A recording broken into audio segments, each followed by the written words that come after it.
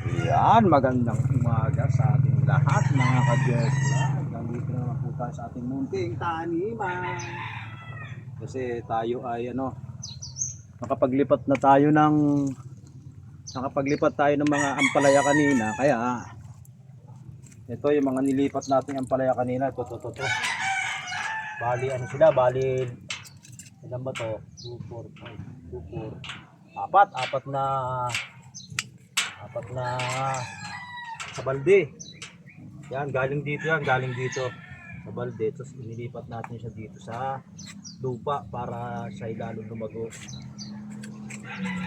Ating ampalaya. Kaya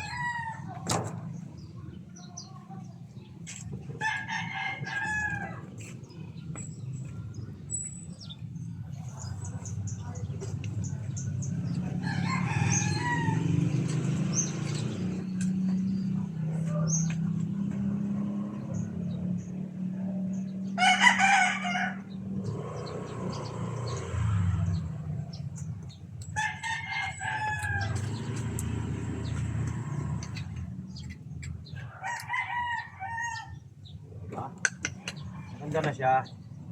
Hindi na sila mag-aalangan kasi nasa lupa na sila.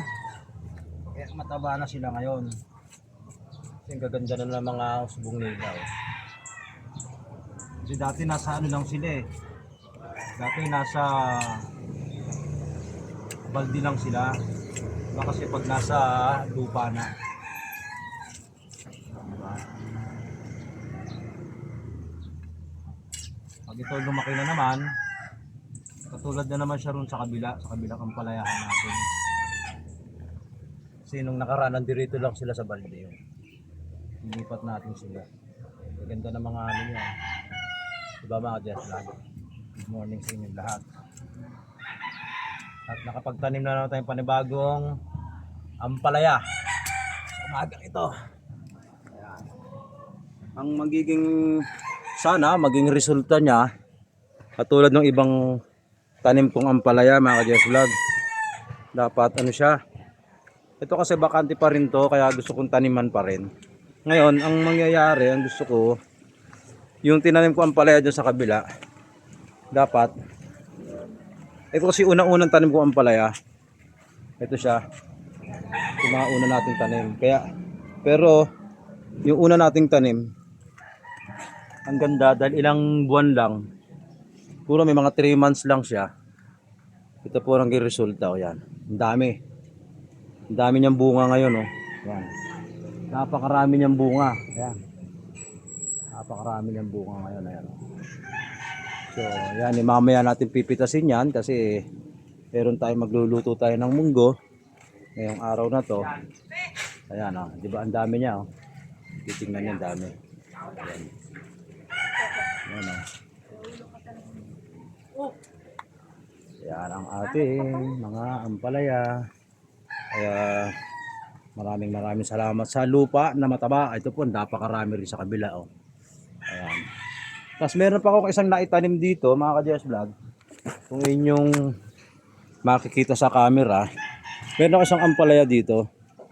Ito ibang naman to. Ito yung ampalaya na mahaba naman siya. Yan mahaba naman siya. Hindi kasi kapares yung ampalaya ko sa kabila na bilog. Ito naman ay mahaba. Ayan. So tapos itong ating mga kabila. Yan mamumunga na yung ating mga papaya. Kaya praise God at sila naman ay nagsibunga sa loob ng ilang buwan. May 3, 4 na buwan natin silang pinalagaan. Kasi itong ating mga banda rito, napakatataba na niyan. Ito lagi nakukuha na to every 2 days. Nakukuhanan itong mga paninim natin to. Tapos ito pa, meron pa ako isang nakita sa loob ng magdadalawang buwan. Oo, siguro. Itong ating itong ating upo. Yan yung upo na yan. Napakaganda ng ating mga upo na yan. Yan, lahat yan. Na although namumulaklak na siya, tapos may mga usbong na siyang upo, ayan. Diba, nakita nyo naman mga ka-Jess Vlog, Ang gaganda niyan. Oh, di ba? Ito sa ilalim niyan, ang dami pa rin tayong halaman. Kung nakikita niyo, marami pa tayong halaman. Ito yung mga part ng mga talong banda ron. Mga anim na ano yan doon, talong doon. O marami na nakuha diyan sa mga talong na yan. Tapos kasi ito mga ating mga mustasa, medyo na anuhan na sila, naaspawan na sila. Natutuyo na iba, fertilizer na natin yan. Hanggang doon. Yan. Fertilizer natin yan. Itong ating mga yan, oh, papaya, malalaman natin yan kung sino ba yung mamumunga diyan. Di ba? Napakaganda po ng ating halaman mga JS Vlog. Sa umagang ito, nakikita niyo lahat yan. Yan. Wala kayong itatapon na halaman kundi kakainin mga JS Vlog. Kaya good morning. Sana napakagandang sikat ng araw ngayong umagang ito.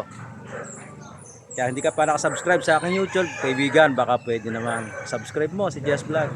At pumunta ka rito sa aking munting halamanan. Bibigyan kita, pumili ka lang. Thank you and bye-bye.